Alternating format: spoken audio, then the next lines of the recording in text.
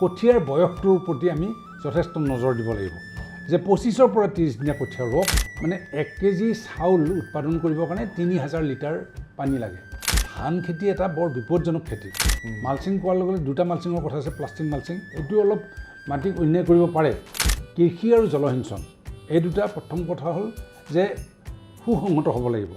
দুখৰ কথা যে অকল অসমত 14% অঞ্চলতহে এৰিয়াতহে জলসিঞ্চনৰ সুব্যৱস্থা আছে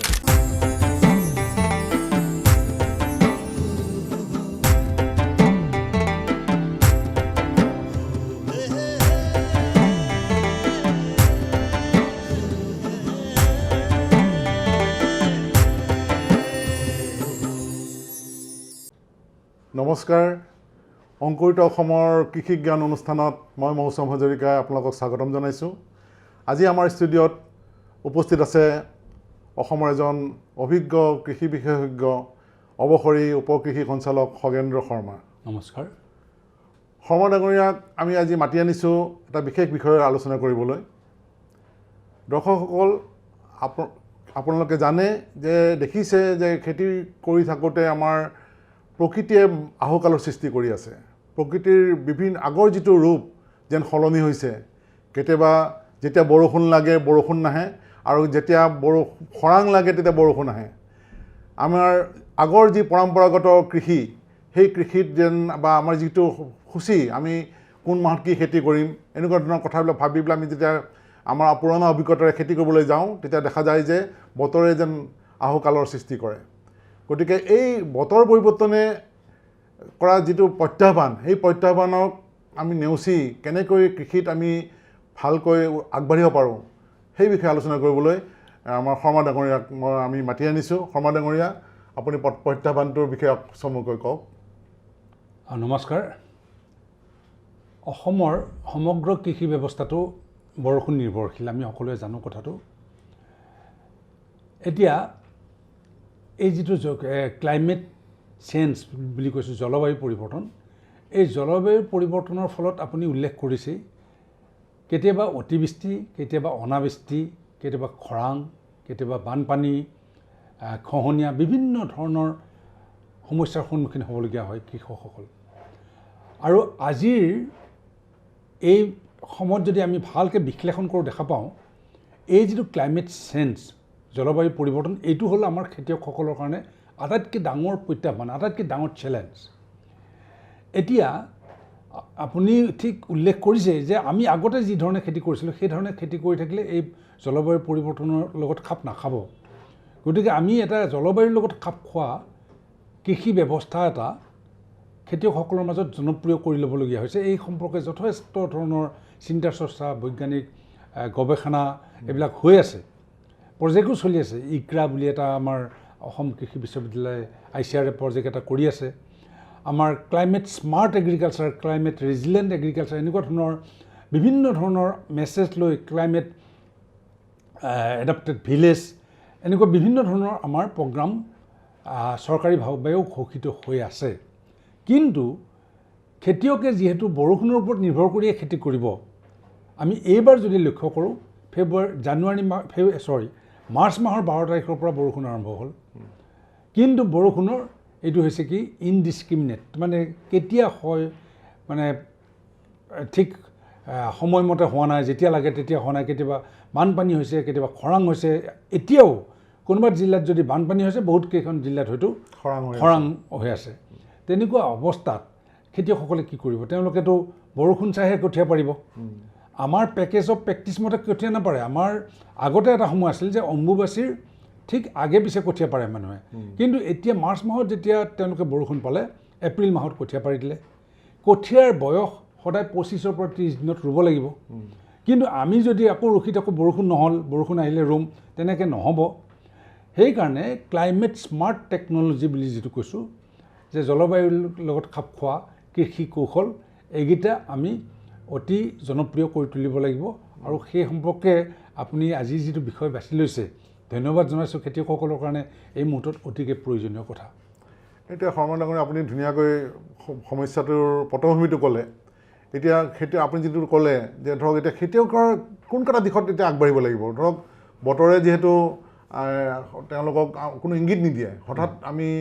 আমাৰ বতৰ নিৰ্ভৰশীল, আমি বৰষুণ নিৰ্ভৰশীল আমাৰ খেতি পথাৰ, আমি খেতিখিনি কৰিবলৈ যাওঁতে এতিয়া আপুনি কঠীয়াখিনি কেনেকুৱা হ'ব লাগিব, প্ৰথম যদি ধান খেতিৰ কথাই কওঁ, এতিয়া মূল পথাৰত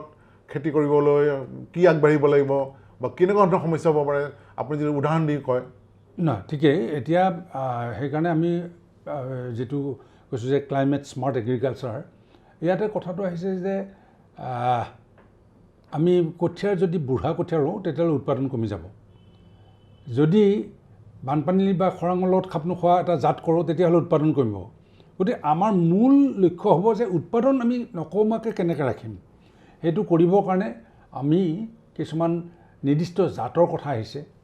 যে ক্লাইমেট স্মাৰ্ট, ড্ৰট ৰেজিষ্টেঞ্চ জাত, নতুবা আপোনাৰ ধৰক বানপানী সহনশীল জাত, খৰাঙৰ খাপ খাব পৰা জাত, এনেকুৱা ধৰণৰ বিভিন্ন জাত আমি ধানৰ কথাই কৈছোঁ। ঠিক একেধৰণে সকলো খেতিৰ ক্ষেত্ৰতেই আমাৰ এনেকুৱা ধৰণৰ কিছুমান জাত আছে। মই দুই এটা উদাহৰণে কৈ দিছোঁ যে আমাৰ আগতে যিটো আমি কৈছোঁ ৰঞ্জিত, এতিয়া ৰঞ্জিত চাবুৱান হৈ গ'ল, স্বৰ্ণ চাবুৱান, বাহাদুৰ চাবুৱান আৰু চিয়াৰ ধান, এইবিলাকৰ চিয়াৰ যিবিলাক 310, 308, এই ধানবিলাকৰ বান সহনশীল ক্ষমতা আছে। এই জাতবিলাকে যদি বানপানীৰ তলতো থাকে তেতিয়াহ'লে তাৰ উৎপাদন নকমিব, আৰু যদি কিবা কাৰণত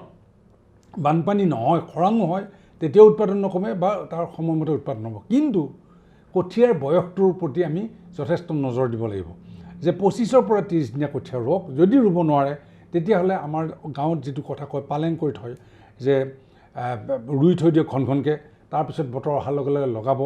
অন্যথা যদি কঠীয়া বুঢ়া হৈ যায় তেতিয়াহ'লে প্ৰত্যেক সপ্তাহত 1 মোনকৈ ধানৰ উৎপাদন কমি যায়। এই কথাটো খেতিয়কবিলাকে আমি নজৰ নিদিওঁ, বুঢ়া কঠীয়া লগাই দিওঁ। বুঢ়া কঠীয়া লগাই দিয়াৰ পিছত পথাৰতে ৰোৱাৰ লগে লগে তাৰ শীষ ওলাব, এনেকুৱা ধৰণৰ আহুকালৰ সৃষ্টি হ'ব। গতিকে উৎপাদন নবঢ়াকৈ ৰখাটো এটা ডাঙৰ কথা। দ্বিতীয়তে আৰু এটা চাব লাগিব, আমি পথাৰখন কেনেকৈ অক্টোবৰৰ শেষত নহ'লে নৱেম্বৰৰ ফাৰ্ষ্ট উইকত মুকলি কৰিব পাৰোঁ। গতিকে এতিয়া বৰষুণ আমাৰ হৈছে মাৰ্চ মাহত, এপ্ৰিল মাহত এতিয়া বৰষুণ হৈ আছে, আমাৰ কাৰণে সুখবৰ। গতিকে আমি ৰখি থাকিব নালাগে আগৰ নিচিনাকৈ যে শাওনত ৰুম, ভাদত ৰুম, এইটো কথা নহয়। যে আমি পথাৰখন খালী কৰিব লাগিব নৱেম্বৰৰ ফাৰ্ষ্ট উইকত বা অক্টোবৰৰ লাষ্টত। যদি পথাৰ খালী কৰিব পাৰোঁ, তাৰ কাৰণে মধ্যমীয়া যিবিলাক জাত এইবিলাকৰ খেতি কৰি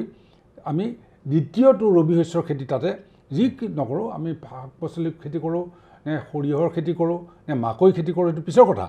নে বড়ো ধানৰ খেতি কৰোঁ, কিন্তু আমি দ্বিতীয় খেতিটো নৱেম্বৰ মাহত কৰিব পৰাকৈ পথাৰখন মুকলি কৰিব লাগিব। এইটো ধানৰ কথাটোলৈ আহিলে এইখিনি সময়ত ধৰক স্মাৰ্ট এগ্ৰিকালচাৰ যিটো আপুনি ক্লাইমেট কথাটো ক'লে, জলবায়ু পৰিৱৰ্তনৰ সাপেক্ষে কৃষি, এইখিনি কৰিবলৈ যাওঁতে উৎপাদনৰ আপুনি কঠীয়াৰ কথাটো গুৰুত্ব দিলে।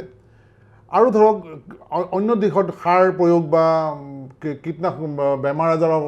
সমস্যাও থাকে, এনেকুৱা ধৰণৰ কথাত গুৰুত্ব দিব লাগিব। নহয়, হাজৰিকা ডাঙৰীয়া এটা কথা চাওক যে এই ক্লাইমেট স্মাৰ্ট এগ্ৰিকালচাৰটোৰ কাৰণে আটাইতকৈ প্ৰয়োজনীয় কথাটো হৈছে কি, আমি কেনেকৈ আমাৰ প্ৰকৃতিক সুৰক্ষিত ভাল কৰি ৰাখিব পাৰিম।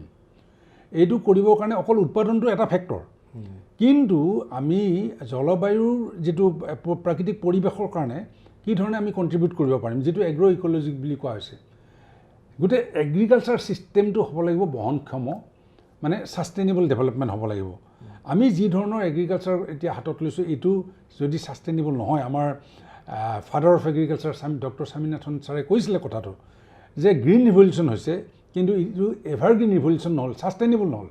ছাষ্টেইনেবল কেনেকৈ কৰিব লাগিব, ছাষ্টেইনেবলৰ কাৰণে আমাৰ এটা নামচা বুলি প্ৰগ্ৰামো আছে, নেশ্যনেল মিছনৰ ছাষ্টেইনেবল এগ্ৰিকালচাৰ। এই মিছনৰ জৰিয়তে ছাষ্টেইনেবল মানে বছৰ বছৰ টিকি থাকিব পৰা এটা কৃষি ব্যৱস্থা গঢ়িব লাগিব। সেইটো গঢ়িব লাগিলে কি হ'ব, ভূমিৰ স্বাস্থ্য ভাল হ'ব লাগিব।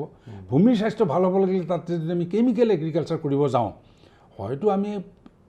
মানে কি খুব ভদ্ৰভাৱে ৰাসায়নিক দ্ৰব্য ব্যৱহাৰ কৰিব পাৰিম, কিন্তু যধে মধে কৰি দিয়াৰ পিছত আমাৰ কি হ'ব, মাটিৰ স্বাস্থ্য নষ্ট হ'ব, মাটিত অনুজীৱ নাথাকিব। যদিহে মাটিত অনুজীৱ নাথাকে তেতিয়াহ'লে সেই মাটি মৃত মানে মৰা মাটিলৈ ৰূপান্তৰিত হ'ব, তাত খেতি নাহিব, এক্সেচিভ কেমিকেল দিব লাগিব, গতিকে আহুকালৰ সৃষ্টি হ'ব। গতিকে আমি এই মাটিত অনুজীৱ ৰাখি স্বাস্থ্য ভালে ৰাখি সাৰৰ পৰিমাণ কমাই এটা সুন্দৰ এটা বাতাবৰণ সৃষ্টি কৰিব লাগিব, যিটোৱে বহনক্ষম কৃষি দিব। আৰু তাতকৈও ডাঙৰ কথা মানে মাটিত যিটো CN ৰেচিঅ'ৰ কথাটো আছে আচলতে এই মাইক্ৰবছ জীৱাণুবিলাকে এটা খেল খেলি থাকে আচলতে ই কি কৰে এই যিটো আমাৰ এতিয়া ক্লাইমেট চেঞ্জত আটাইতকৈ প্ৰয়োজনীয় বস্তুটো হৈছে কাৰ্বন চিকুৱেষ্ট্ৰেশ্যন যে জলবায়ুৰ পৰা কাৰ্বনটো কেনেকৈ আমি নাইকিয়া কৰিম এই যিটো মানে কাৰ্বনটো আমি আহৰণ কৰিব লাগে গতিকে এই মাইক্ৰবছবিলাকে এই খেলটো খেলি থাকে খেলি কি কৰে যে এই কাৰ্বনটো অৰ্গেনিক কাৰ্বনলৈ ৰূপান্তৰিত কৰে আৰু এই গোটেই কাৰবাৰটো কৰোঁতে এইটো হ'ল অৰ্গেনিক ফাৰ্মিং আৰু নেচাৰেল ফাৰ্মিঙৰ কাম গতিকে আমি সেই দিশত আমি ধাৰণশীল কৃষি এটা গঢ়ি তুলিব লাগিব যাৰ ফলত আমি প্ৰাকৃতিক পৰিৱেশ এইটো সুন্দৰ কৰি ৰাখিব পাৰিম তাৰমানে যধে মধে আমি সাৰ দি পেলাই আগতে যিটো সেউজ বিপ্লৱৰ আমি চিন্তা কৰিছিলোঁ সেইটোৱে দীৰ্ঘকালীনভাৱে এইটো খাপ নাখায় মাটিৰ যিটো আপুনি ক'লে মাইক্ৰবছ বা অনুজীৱ মাটিত থকা অনুজীৱবিলাকৰ যাতে বংশ বৃদ্ধি হয় কমি নাযায় এটা সময়ত যদি আমি সাৰ দি একেবাৰে মাইক্ৰবছ নোহোৱা কৰি পেলাওঁ তেতিয়াহ'লে মাটিখিনি দেখাত মাটি হৈ থাকিব কিন্তু আচলতে সাৰুৱা মাটি বা উৰ্বৰা মাটি হৈ নাথাকে আৰু তেতিয়াই আমাৰ এই সমস্যাটো হয় আৰু আপুনি কোৱাৰ নিচিনাকৈ যদি অনুজীৱ থাকে জৈৱিক সাৰ থাকে তেতিয়াহ'লে প্ৰাকৃতিকভাৱে হয়তো মানে প্ৰকৃতিৰ সহযোগ নাথাকিলেও খৰাং হ'লেও আমাৰ খেতিডৰা বৰ্তি থাকিব আচলতে এই যিটো আমি ক্লাইমেট চেঞ্জত আৰু এটা থিম এটা আছে সেইটো ছেফ ছইল মুভমেণ্ট তাৰমানে আমি ভূমিক সুৰক্ষা কৰি ৰাখিব লাগিব আমাৰ মাটিখিনি ভাল কৰি ৰাখিব লাগিব এতিয়া ধৰক এইটো আমি ধানক লৈ পেলাই ধান খেতিক লৈ পেলাই কথা চিন্তা কৰি আছোঁ এতিয়া দেখা গৈছে যে আৰু কিছুমান শস্যৰ কথা আমি ভাবিব পাৰোঁ নেকি যেনেকৈ ধৰক কম পানী লগা খেতি কিছুমান আমি ধানটো বুলি ক'লে যেন পানী অলপ লাগেই পানী ভাল পোৱা খেতি পানী খৰাঙত হোৱা এনেকুৱা যে বা বৰষুণ কম হ'লেও বৰ্তি থকা খেতি যেনেকৈ ধৰক আমাৰ মিলেটৰ কথাটো বা এনেকুৱা ধৰণৰ কথা আহিব পাৰে অকল মিলেটটো এটা হয় আপোনালোকে এই কথাটো অকণমান শুনি আচৰিত পাব মানে 1 কেজি চাউল উৎপাদন কৰিবৰ কাৰণে 3000 লিটাৰ পানী লাগে আমি পানীৰ মাজত ডুব গৈ আছোঁ কাৰণে আমি উপলব্ধি কৰা নাই কিন্তু এনেকুৱা কিছুমান দেশ আছে য'ত পানী তেওঁলোকে ভাবিবই নোৱাৰে পানীৰ কথাটো গতিকে আমি এই মুহূৰ্তত এইটো চাব লাগে কোনবিধ শস্যক কিমান পৰিমাণৰ পানী লাগে এতিয়া 1 কেজি চাউল যদি উৎপাদন কৰিব 3000 লিটাৰ লাগে আমি গোটেই অংকটো যদি চাওঁ সেইকাৰণে ধান খেতি এটা বৰ বিপদজনক খেতি বৰষুণ পাই আছোঁ কাৰণে আমাৰ খেতিটো হৈ আছে কিন্তু পানীৰ খৰচটোতো অতিমাত্ৰা খৰচ হয় 3000 টকা 1 বিঘা মাটিত অকল পানীৰ কাৰণে খৰচ হয় তাৰ সলনি আমি মানে শস্যৰ অদল বদল কৰাটো অতি প্ৰয়োজন হৈছে আপুনি কৈছে মাকৈ যদি খেতি কৰোঁ তাক অতি কম পানী লাগে 300 লিটাৰ পানী হ'লে হৈ যাব ঠিক একেধৰণে আৰু বিভিন্ন খেতি আছে যিবিলাক খেতিক পানীৰ পৰিমাণ কম লাগে হৰ্টিকালচাৰেল যিকোনো ক্ৰপছ আপুনি ফল মূলৰ খেতি কওক শাক পাচলিৰ খেতি কওক বা আপোনাৰ ফুলৰ খেতি কওক মছলাজাতীয় শস্য এইবিলাকক অতি কম পানী লাগে তেওঁ এই বস্তুবিলাকক যদি আমি জীপটো ৰাখিব পাৰোঁ তেতিয়া বেছি ভাল হয় আৰু দ্বিতীয়তে আমি যিটো আগতে উল্লেখ কৰিছিলোঁ national mission of sustainable agriculture এইটোৰ ভিতৰত আৰু এটা বস্তু আছে সেইটো হ'ল পাৰ ড্ৰপ মোৰ ক্ৰপ গতিকে প্ৰতি টোপাল পানীৰ বিপৰীতে মানে আমি উৎপাদনটো বেছিকৈ পাব লাগিব এনেকুৱা ধৰণৰ কথাবিলাকো আছে গতিকে আপুনি যিটো উল্লেখ কৰিছে সেইটো হয় যে কম পানীৰ যিবিলাকক খেতিক লাগে সেইটোৰ প্ৰতি আমি নজৰ দিব লাগে SRI পদ্ধতি ধানে কৰক কিন্তু ধানতো ইমান পানী নালাগে অল্টাৰনেট ৱেট ড্ৰাইং মেথড যিটো আছে যে পানী আমি যে ৰাখোঁ 5 ইঞ্চি 3 ইঞ্চি এইটোৰ একো দৰকাৰ নাই আচলতে পানীটো কেৱল এটা কথা আছে বনবাদটো উঠাব পাৰে গতিকে অকণমান সেইখিনিত সাৱধান হ'ব লাগিব আৰু আপুনি যিটো কথা ক'লে যে যিবিলাক শস্যৰ বিশেষকৈ উদ্যান শস্য খেতি কৰোঁতে কৈছে আমি প্ৰতিটোপাল পানী দিয়াৰ কাৰণে পানী যোগানৰ বিভিন্ন পদ্ধতি আছে একেবাৰে পানী ঢল বোৱাই খেতি কৰাৰ প্ৰয়োজন নাই নহয় জানো এতিয়া ড্ৰিপ ইৰিগেশ্যনৰ নিচিনা সুবিধা আছে বা এনেকুৱা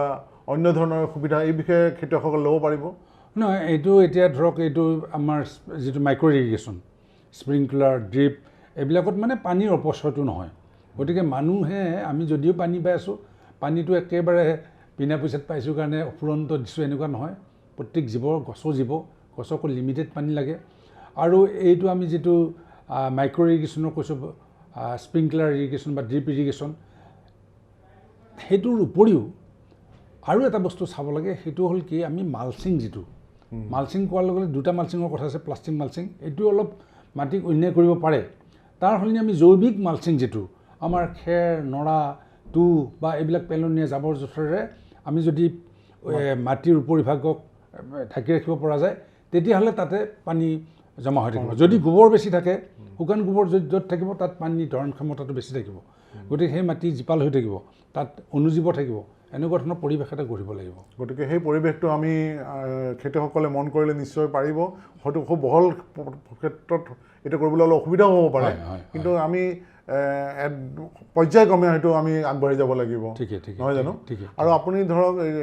এতিয়া আপুনিও জ্ঞাত যে এইবাৰ অসম চৰকাৰৰ যি বাজেট ঘোষণা হৈছে তাত দেখা গৈছে যে জলসিঞ্চন আৰু কৃষি মন্ত্ৰী যিহেতু এইবাৰ একেগৰাকী মন্ত্ৰীয়ে হৈছে, গতিকে তেখেতসকলৰ যিটো জলসিঞ্চনৰ ক্ষেত্ৰত দেখা গৈছে তেওঁলোকে ভাবিছে যে প্ৰস্তাৱ কৰিছে যে পাইপেৰেও জলসিঞ্চন যোগান ধৰিব পাৰিব। যিবিলাক নদীত বছৰৰ সকলো সময়তে পানী থাকে, ভূটানৰ পাদদেশত বা অৰুণাচলৰ পৰা অহা পানীত পাইপেৰে যোগান ধৰি পেলাই পানী দিয়াৰ ব্যৱস্থাও কৰিছে। যদি আমি ভাবোঁ এই যিটো প্ৰস্তাৱ যিটো সাৰ্থকভাৱে হয়, তেতিয়াহ'লে বতৰৰ ধৰক যিটো সাপেক্ষে আমাৰ জলসিঞ্চনৰ যিটো অভাৱ, বহু জলসিঞ্চনে হয়তো আমাৰ পানী যোগান ধৰিব পৰা নাই খেতি পথাৰত কেতিয়াবা বিভিন্ন ঠাইত, গতিকে আমাৰ প্ৰয়োজন সাপেক্ষে হয়তো আমি নিয়ন্ত্ৰিতভাৱে পানী যোগান ধৰিব পাৰিম। এইটো সম্পৰ্কে যথেষ্ট চিন্তা চৰ্চা হৈ আছে, বিভিন্নজনে বিভিন্ন মাধ্যমৰ জৰিয়তে এইবিলাক লিখা মেলাও কৰিছে। হয় কথাটো যে কৃষি আৰু জলসিঞ্চন এই দুটা প্ৰথম কথা হ'ল যে সুসংহত হ'ব লাগিব, আৰু আমি এইবাৰ আনন্দিত যে আমাৰ একেগৰাকী মন্ত্ৰীৰ হাততেই এই দুটা বিষয় পৰিছে। দুখৰ কথা যে অকল অসমত 14% অঞ্চলতহে এৰিয়াতহে জলসিঞ্চনৰ সুব্যৱস্থা আছে, যদিও চৰকাৰীভাৱে 24%। গতিকে আৰু এই যে ৱাটাৰ হাৰ্ভেষ্টিং মানে আগতে আমি দেখিছিলোঁ যে পথাৰবিলাকত সৰু সৰু খাল খান্দি তাতে পানী জমা ৰাখিছে, তাত পৰা কি কৰে যেতিয়াই পথাৰত পানী লাগে তেতিয়াই পানীটো দিয়ে। গতিকে এই সকলোবিলাক হ'ল আমাৰ ক্লাইমেট চেঞ্জৰ লগত ক্লাইমেট স্মাৰ্ট এগ্ৰিকালচাৰৰ অন্তৰ্গত। ৱাটাৰ হাৰ্ভেষ্টিং যেতিয়া কৰিব, তাত পানী জমা হ'ব, সেই পানীত আপোনাৰ ধৰক খৰাং হৈ গ'লে তাৰ পৰা অলপ পানী দিলে, বহুত বেছি পানী নালাগে, কেৱল জীপটো ৰাখিব পাৰিব আৰু বৰষুণৰ পানীক মানে ব্যৱহাৰ কৰিব লাগে। আৰু বিষয়টোৰ ওপৰত আমি যথেষ্ট সচেতনৰ মানে সজাগতাৰ প্ৰয়োজন আছে। ধন্যবাদ শৰ্মা ডাঙৰীয়া, আপুনি এইখিনি সময়তে যিটো আভাস দিলে, মই ভাবোঁ যে আমাৰ বতৰৰ যিটো প্ৰত্যাহ্বান আহিছে, যে জলবায়ু পৰিৱৰ্তনৰ যিটো প্ৰত্যাহ্বান আহিছে, সেই প্ৰত্যাহ্বানৰ সুযোগ ল'ব লাগিব, সন্মুখীন হ'ব লাগিব। তাৰ কাৰণে আমি বহনক্ষম কৃষি বা প্ৰাকৃতিক কৃষিক আপুনি গুৰুত্ব দিছে, আৰু আপুনি যিকেইটা সৰু সৰু কথাৰে কৈছে, মই ভাবোঁ এইখিনি কথা আমাৰ অৱলম্বন কৰিলে আমাৰ খেতিয়কসকলে নিশ্চয় উপকৃত হ'ব পাৰিব। ধন্যবাদ শৰ্মা ডাঙৰীয়া। ধন্যবাদ, নমস্কাৰ।